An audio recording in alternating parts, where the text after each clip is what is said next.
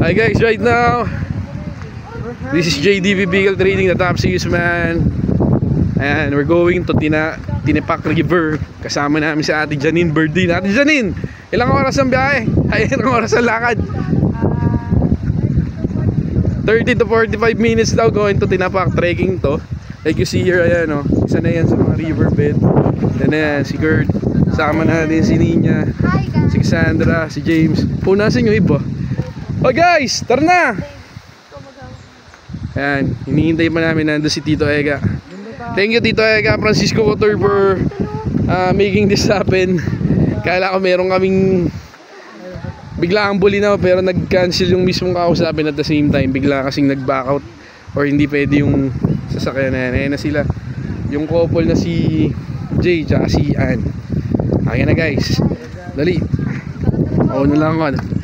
Ayan, nandun na, nauna na.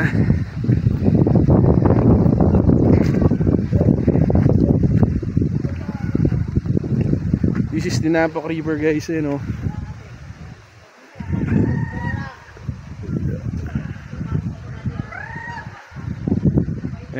Hiking to. Guys, tara, bilisan nyo.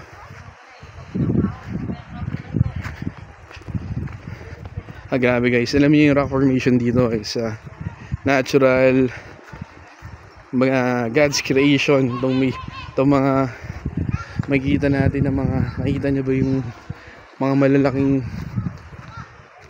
ano na yun, rock formation. Sobrang ganda. Ito po, grabe yan oh. This is my first time this summer 2024 na magkaroon ng adventure outing, trekking. Ayan, super ganda dito, and for me this is one of a kind. Tanay Rizal, Tinapak River. Ayun, daan-daan lang.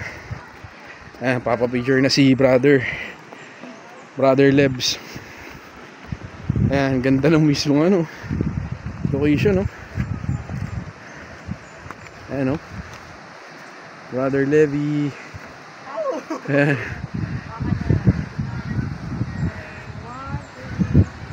Yun.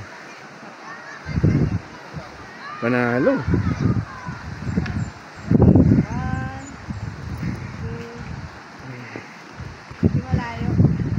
Yes, pero panalo, ganda. Lapit na lang ako, sir.